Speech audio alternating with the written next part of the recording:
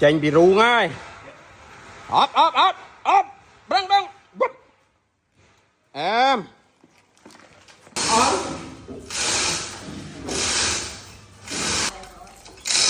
anh này viên khó đây mà đôi mà có bụng nào này mày có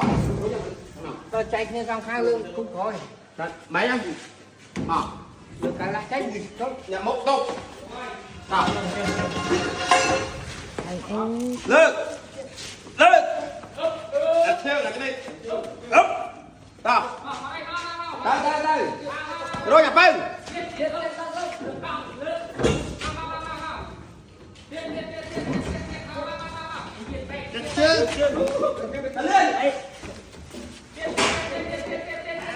thuốc ra đây không rồi nhiệt anh rồi kia đây dạ đây